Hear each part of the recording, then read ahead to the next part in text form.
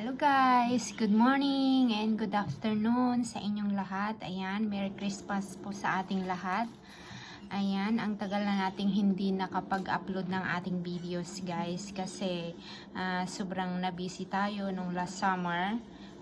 Pagbalik ko sa aking work ay ayun na nga, dire-diretso na yung aking trabaho at pagkatapos noon ay busy rin ako sa aking work kasi may work din ako ng Saturday and then Sunday, 4 na oras. So, ayun na nga, wala akong time na mag-upload ng mga videos.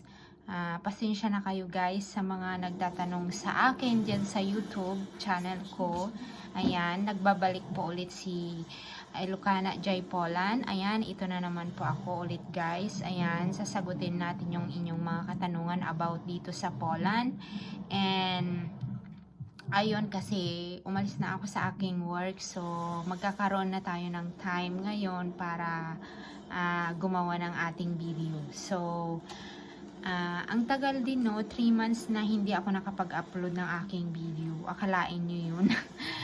Tapos nag-check ako ng mga comments kahapon kasi wala naman akong ginagawa after ng Christmas.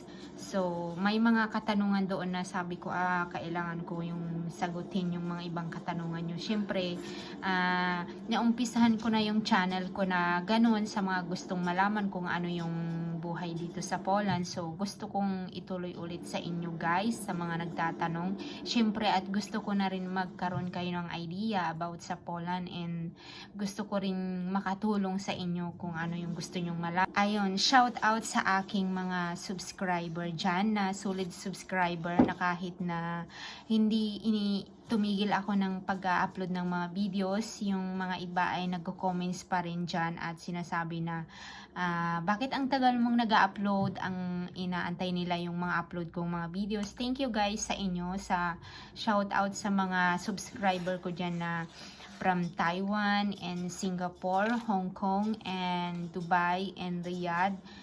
Thank you guys sa inyo sa walang sawang pag-susuporta sa akin. Thank you. At bayaan nyo at tuloy-tuloy na itong aking pag-upload ng mga videos. At ayun na nga, ang topic natin for today ay may nagtanong sa akin guys kung sabi niya, shout out sa iyo Sister Alma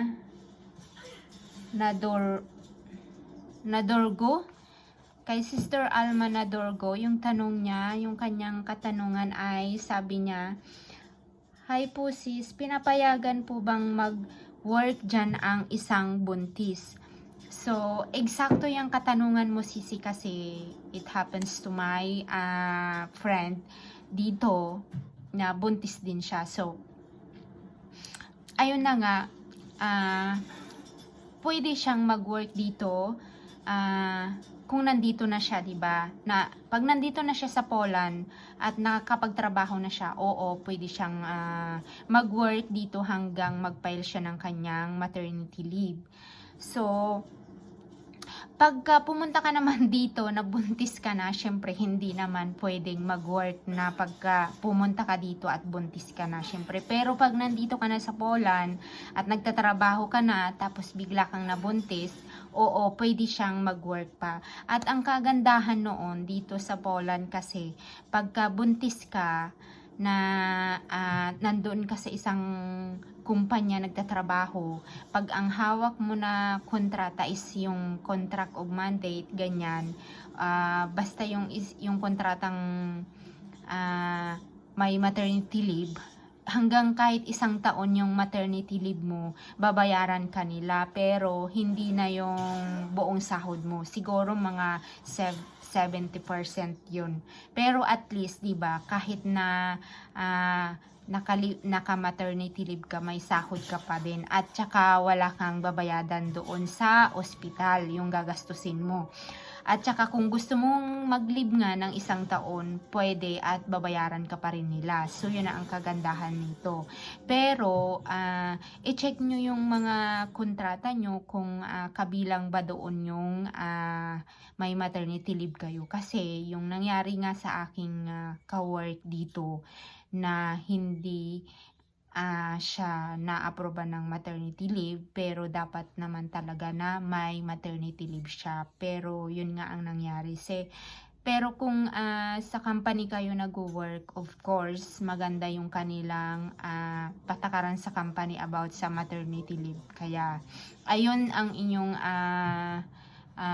para kay Sister Alma na nagtatanong, yun po yung dito sa Poland bago ka pumunta dito or nandito ka na sa Poland tapos nandito yun ang iyong partner tapos bigla kang nabuntis, ganun. Yun nga, alamin mo yung iyong kontrata kung ano yung mga nandoon at ano yung yung karapatan mo bilang isang foreigner workers dito sa Poland. So, ayun. Thank you, Sisi, sa iyong katanungan. Shout out sa iyo. Thank you sa iyong pag-subscribe sa aking channel. Nawa ay supportahan nyo lagi. Ayun. At ito ang katanungan ni Sister. Wala siyang pangalan, guys, pero ilagay ko na lang sa screen yan. Shout out sa iyo, Sisi. Thank you sa iyong katanungan. Ang sabi niya dito ay, maganda po ba dyan, madam? Tulad ko dito, ako sa Oman. May mga agency naman dito papunta dyan, kaso ang hirap namang sumabak kung walang kasigaruduhan, sabi niya. So, tama naman siya, guys. So, ayun na nga, Sisi. Kung mayroon na ako dating video about dito sa working dito sa Poland, kung mas maganda dyan sa iyo yung iyong trabaho dyan, kung nagsasahod ka ng at least 30,000 sa peso or 25,000 sa peso, mas okay na yun, Sisi, kung kasi dito sa Poland talaga maliit lang yung sahod dito. At saka maraming trabaho, pero yung ibang trabaho sa company is mahirap. Maganda yung trabaho, maganda yung pasahod, pero mahirap naman ang trabaho, as in mabigat. Pero may mga company naman na maganda yung trabaho, magaan lang, pero maliit nga lang yung sahod. Yun yung problema dito sa Poland. Pero kung ang kagandahan dito kasi, guys, nandito kayo sa bansang Europe, 'di ba? Pwede kayong makapunta sa ibang part ng Europe. Pero ngayon kasi mahigpit na sila, hindi na sila kagaya dati, kagaya ng mga ibang agency, 'di ba? So kung wala ka namang yung katulad ko na may dream ako na pumunta dito talaga sa Europe, kasi kahit maliit yung sahod, okay lang basta makapunta ako dito. Ganon yung aking gusto dati.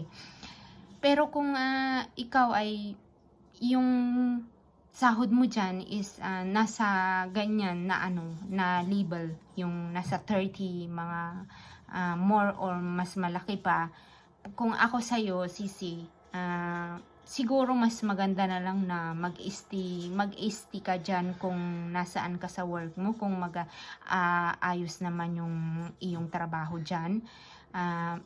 Kung wala ka namang dream o balak na pasyalin, ikutin na ang buong Europe, kung ako sa'yo, siguro mas gusto ko na lang mag-stay dyan kung okay naman yung sahod mo dyan. Kasi dito, maganda dito kasi nga nandito ka na sa kabilang ng parte ng Europe, pero mahirap yung trabaho din dito. At liit ang sahod, Sisi. Yun lang ang maipapayo ko sa iyo. Pero kung gusto mo naman talaga ditong itry yung ibang ma-experience yung ibang bansa, why not na pumunta ka rin dito? Kasi maganda rin dito kasi makapasyal ka sa ibang part ng ng Europe. Yun lang. Sa katanungan ni Sister Shout out sa'yo. Thank you sa iyong katanungan, sis. Ayan, shout out kay Sisi Yumi Shout Tanaka. Salamat sa'yo, Sisi, sa subscribe mo sa aking channel at thank you sa support mo. Basta kung may katanungan ka, magtanong ka lang, at sa mga tips na gusto nyo about sa Poland, keep watching lang at itatopic natin siya sa next video natin. Actually, meron na akong tips about dito sa Poland, pero gagawa tayo ulit ng tips about dito sa Poland. So, basta keep watching lang, and thank you sa support nyo. Sana ay supportahan nyo ako at mag-subscribe kayo sa aking channel. Thank you sa inyong lahat. At shout out din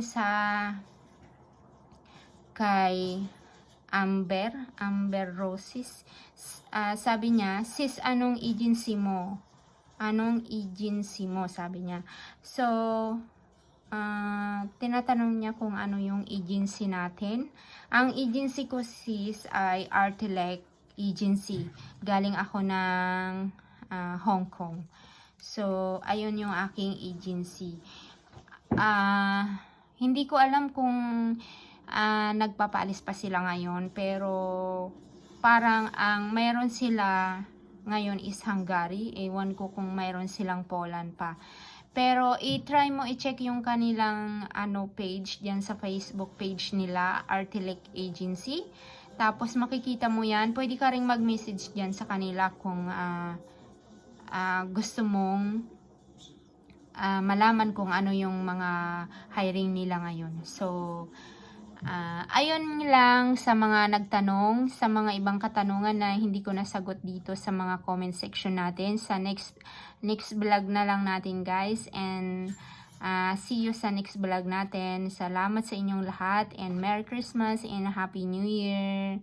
Thank you for sa mga bagong subscriber natin. Shout out sa inyo. Salamat sa inyo, guys. Thank you, thank you. See you soon. Don't forget to subscribe and like and share, and please click the button below para ma-notify kayo sa lahat ng aking mga video. And pasensya na kayo, guys, sa aking background kasi naglalaro.